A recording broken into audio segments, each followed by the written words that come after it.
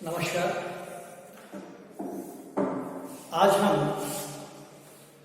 BA part first के अनिवार्य हिंदी के व्याकरण के अगले बिंदु को ले रहे हैं। इससे पूर्व में हम शब्द शुद्धि और वाक्य शुद्धि पर 2 व्याख्यान दे चुके हैं, 2 क्लास हो चुकी हैं, 2 वीडियो हो चुके हैं। आज हम बात कर रहे हैं 5 नंबर के, आपके यहाँ 5 शब्द पूछे जाते हैं, 5 पारिभाषिक शब्दावली के शब्द दिए जाते हैं, उनके हिंदी अथवा अंग्रेजी अर्थ आपको लिखने होते हैं। बच्चों, ये इसलिए पूछा जाता है, इसलिए किया जाता है कि कुछ शब्द हमारी दैनिक बोलचाल में या तो अंग्रेजी में रूढ़ हो गए होते हैं, जिनके हिंदी अर्थ हम लोग प्राय भूल जाते हैं, या हिंदी में होते हैं जिनके अंग्रेजी अर्थ हम प्राय भूल जाते हैं, या हमें उनका अभ्यास नहीं होता, आवश्यकता नहीं होती।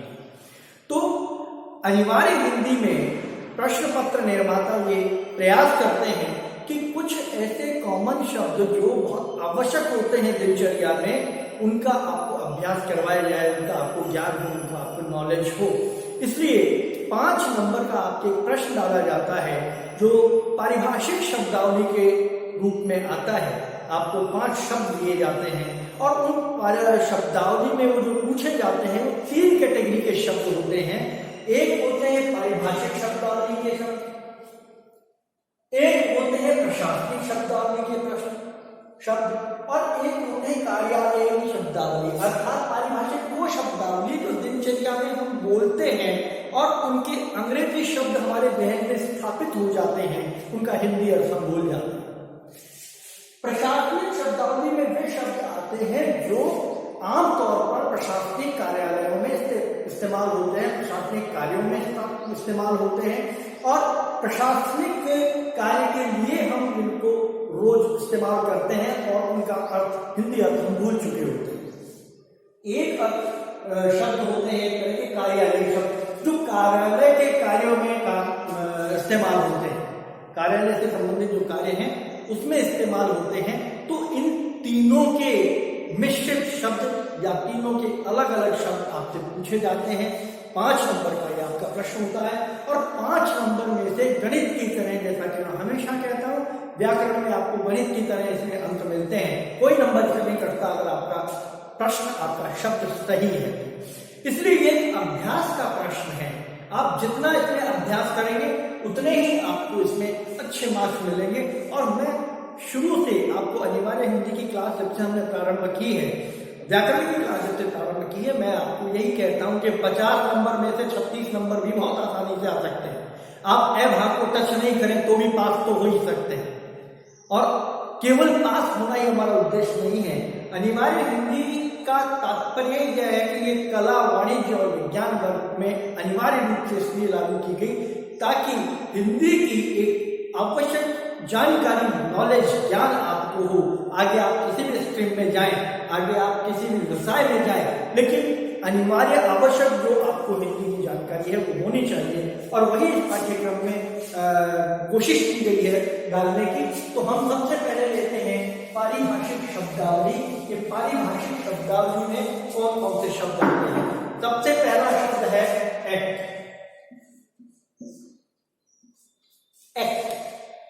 एक्ट का मतलब अगर पूछा जाए तो ये किस एक्ट के तहत ये बात कही गई, कौन से एक्ट में ऐसा लिखा है, कौन सा एक्ट ये अनुमति देता है। अब बार बार ये शब्द सुनते हो, लेकिन कभी हमने इसके हिंदी अर्थ पर गौर नहीं किया।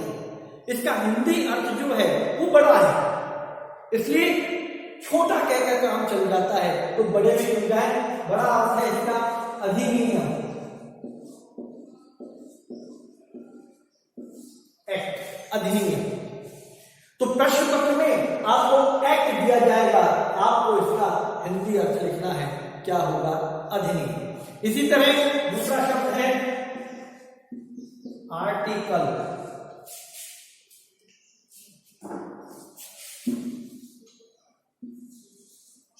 आर्टिकल, आर्टिकल का मतलब होता है अनुच्छेद।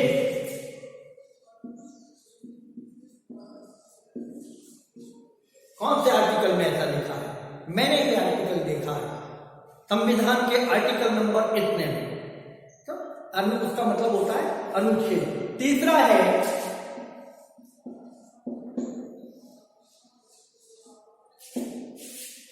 एबिलिटी।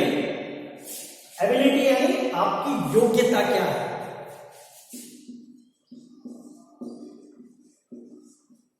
आपकी एबिलिटी क्या है। चौथा है एकेडमिक।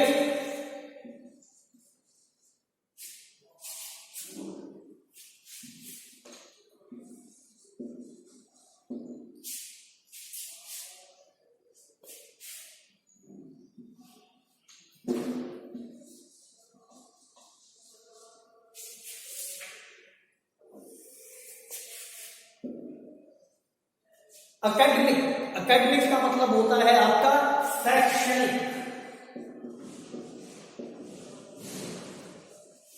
एकेडमिक क्वालिफिकेशन क्या है आपकी? तो एकेडमिक आपकी शैक्षणिक योग्यता क्या है, एकेडमिक पर। एक शब्द आता है बैकवर्ड।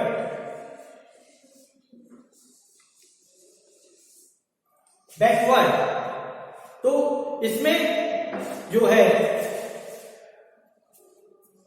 बैकवर्ड का मतलब होता है पिछड़ा।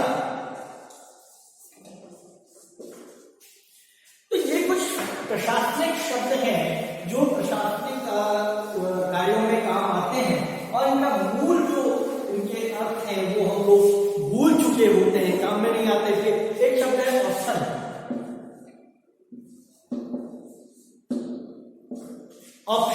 ऑप्शन में आता है आपका विकल्प क्या है, विकल्प। एक शब्द है आपका कैबिनेट।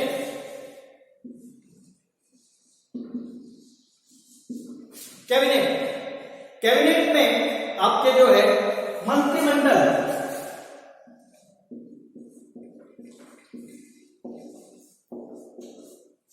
रोज आप सुनते हैं न्यूज में आता है कैबिनेट की मीटिंग हुई, आज कैबिनेट की मीटिंग में ये डिसीजन लिया गया, आज कैबिनेट की मीटिंग में ये डिसीजन लिया गया। ऐसे एक शब्द है बाइकॉट। बाइकॉट का मतलब होता है आपका बहिष्कार करना। बहिष्कार। ऐसे ही एक शब्द है डेपुटेशन।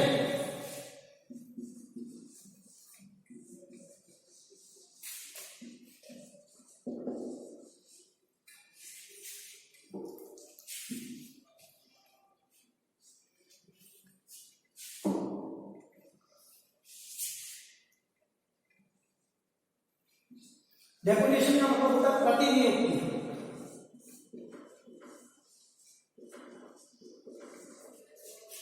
कि आपके यहाँ से, आपके महाविद्यालय से भी प्रतिनियुक्ति पे बहुत सारे व्याख्याता गए हुए हैं, आपके यहाँ भी प्रतिनियुक्ति पे आते हैं। प्रतिनियुक्ति करना, डेपुटेशन करना। अच्छा, ये शब्द जो है डेपुटेशन, ये दो चीजों के लिए आता है, प्रतिनियुक्ति के लिए भी आता है और प्रतिनिधि मंडल के लिए भी आता है कि एक डेपुटेशन मिलेगा। और प्रतिनिधि मंडल के लिए डेपुटेशन के साथ डेलीगेशन शब्द भी एक आता है कि डेलीगेशन जो है वो एक मिलेगा, मुख्यमंत्री से एक डेलीगेशन मिलेगा, प्रतिनिधि मंडल जिसको कहते हैं। और डेपुटेशन भी कह सकते हैं कि वो प्रतिनिधि मंडल वहां पर मिलेगा। एक शब्द इसमें आता है आपका प्रोटोकॉल।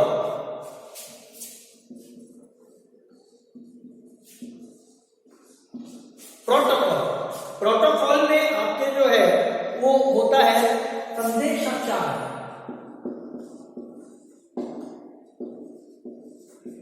प्रोटोकॉल एक तरह से आदर की एक क्या कहते हैं प्रेम होता है कि उसका नयाचार भी कह देते हैं, संदेशाचार भी कह देते हैं कि परिभाषित शब्दावली यही आता है। तो इस तरीके से ये कुछ शब्द हैं, इन शब्दों का जो पारिभाषिक शब्दावली के अंतर्गत आते हैं इनको हम देते हैं। अगला जो आपका खंड है वह है आपकी प्रशासनिक शब्दावली। प्रशासनिक शब्दावली, प्रशासनिक शब्दावली में प्रशासन में काम आने वाले जो शब्द हैं, जैसे एक इसमें आपको दिया जाएगा हिंदी का आपको बनाना है अंग्रेजी।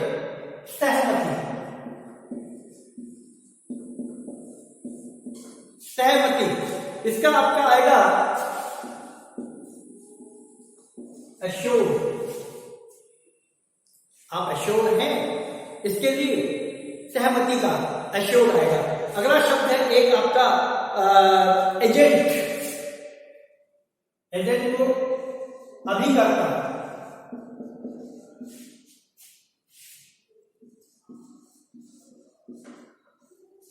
एजेंट अभिकर्ता। ऐसे ही एक शब्द आता है कार्यवाही, एक्शन,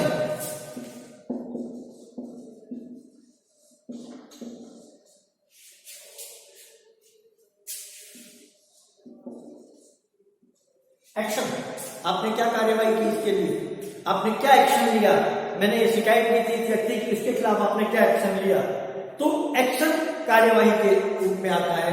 एक आता है कन्वीनर, संयोजक,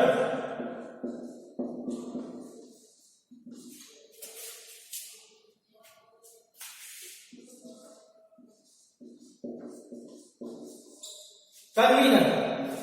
फिर इसी तरह एक शब्द आता है आपके इसमें एडमिनिस्ट्रेशन,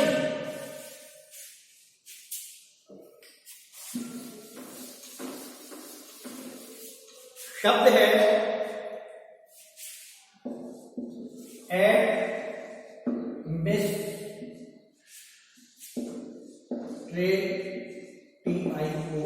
एडमिनिस्ट्रेशन।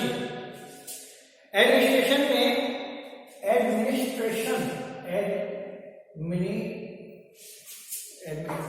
एडमिनिस्ट्रेशन के लिए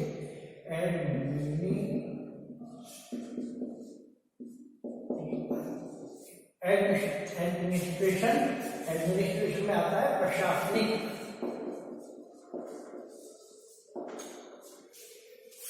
तो इसमें ही एक शब्द और आप ले सकते हैं आकस्मिक, कैजुअल, आकस्मिक, कैजुअल, कैजुअल, आकस्मिक, आकस्मिक अवकाश लिया, आकस्मिक अवकाश पे है, कैजुअल लीव है ना, तो आकस्मिक। तो ये कुछ प्रशासनिक शब्द हैं जो बार बार आपसे पूछे जाते हैं, ऐसे बहुत है, आप पुस्तक में इसका अभ्यास कीजिए। प्रशासनिक शब्दों के अलावा इसमें आपके एक तीसरी श्रेणी है कार्यालय। कार्यालयी शब्द में आपके आते हैं कार्यालयी शब्द, कार्यालय में आते हैं आपके जैसे भंडारी। अब देखिए हमें इसका इंग्लिश वर्ड जो है वो बहुत अच्छे से याद है, स्टोर कीपर,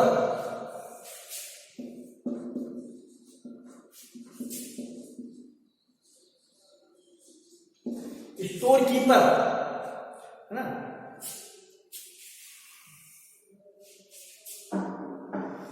और इसका हिंदी होगा भंडारी, जो स्टोर कीपर, जो भंडार की व्यवस्था करता है। ऐसे ऑफिसर,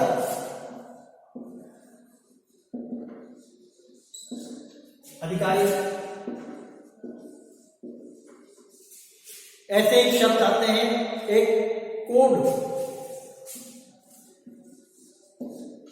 कोड मतलब संहिता। एक शब्द इसमें और आता है जैसे एक्सेप्ट,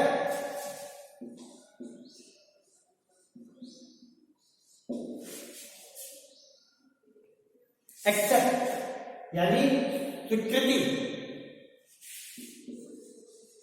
स्वीकृत, स्वीकृत। ऐसे ही एक शब्द हम इसमें दे सकते हैं वीटो,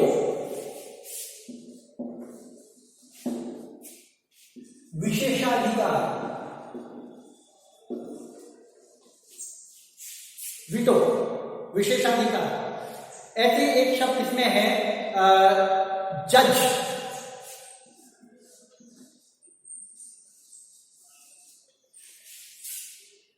जज, न्यायाधीश।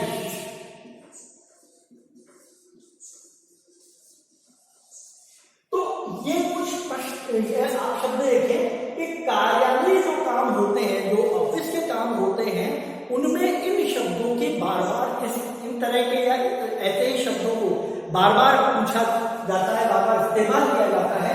तो आपसे प्रश्न पत्र में एक 5 शब्द इस तरीके के पूछे जाएंगे और उन पांचों में तीनों का मिश्रण भी हो सकता है, किसी एक में से भी पांचों पूछे जा सकते हैं। इनका उद्देश्य केवल ये है कि आपका अंग्रेजी शब्दावली के साथ साथ हिंदी शब्दावली के साथ साथ अंग्रेजी की शब्दावली भी आपकी जो है वो अच्छी हो सके और आप किसी भी अर्थ, किसी भी शब्द, दिए गए शब्द को समझ सके, हिंदी और अंग्रेजी दोनों। तो इसका आप लगातार अभ्यास कीजिए और लगातार अभ्यास से मैं फिर कहता हूं कि गणित के अंकों की तरह ही इसमें भी अंक प्राप्त होते हैं। अगर सही है तो आपका कोई अंक इसमें नहीं करता, एकदम पूरे के पूरे अंक आपको मिलते हैं। हम अगले वीडियो में एक नए बिंदु के साथ फिर मिलेंगे, आपके ग्रामर पोर्शन को पूरा करेंगे, क्योंकि मेरा मानना है कि 50 नंबर में से 36 नंबर लाना बहुत आसान है, केवल थोड़े से अभ्यास के माध्यम से। फिर मिलेंगे अगले वीडियो में। नमस्कार।